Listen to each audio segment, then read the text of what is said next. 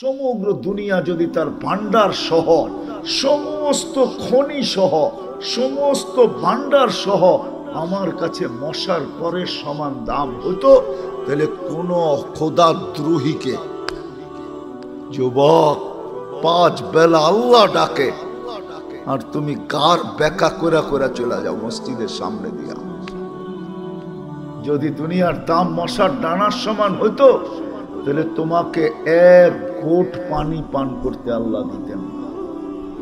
তুমি জানো না পানির ভিতরে কি আছে?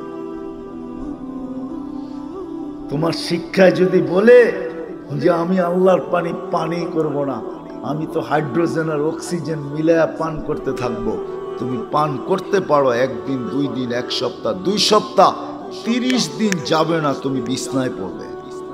তোমাকে নিয়ে যেতে হবে আজিমপুরে। এই জন্যই আল্লাহ বলছেন দুনিয়ার দাম যদি হইতো মশার ডানার সমান, কোন খোদাদ্রোহীকে, আল্লাহকে মানবে না আর আল্লাহর পানি ব্যবহার করবে, কাউকে পানি ব্যবহার করতে দিতেন না। দশম খোদার এটার কোনো দাম নাই, এই জন্য দিতেছে। আল্লাহ জানে এটা দামহীন, এই জন্য পানি দেয়া যেতেছে, এই জন্য অক্সিজেন দেয়া যেতেছে। আল্লাহ জানে এটার ভিতরে যা আছে কোনো দাম নাই, কোনো দাম নাই।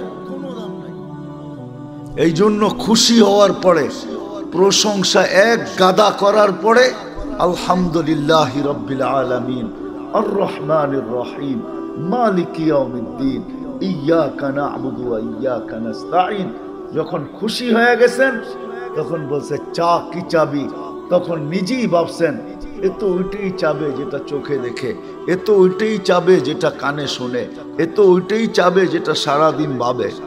কি সারাদিন কি ভাবি? বোঝেন আমার কথা? এটাই তো ভাবি, ঠিক না? হ্যাঁ, আরেকটা বলবো, সারাদিন তো এই ছোট জীবনটা নিয়েই ভাবি, সারাদিন তো দেহটা নিয়েই ভাবি। আল্লাহ বলে ও তো এটাই চাবে, আর কি চাবে?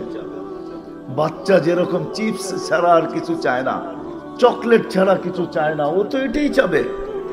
তা আল্লাহ বলে এটার তো কোনো দামই নাই, ও তো এটাই চাবে। তা আল্লাহ নির্ধারণ করে দিছে কি চাবি, যেটা চাইলে, যেটা পাইলে তোর প্রস্তুতি হয়ে যাবে। ঠিকানা জান্নাত হবে, কবরও জান্নাতের বাগান হবে। কিয়ামতের দিন উঠবে, তার আরশের নিচে ছায়া নেই।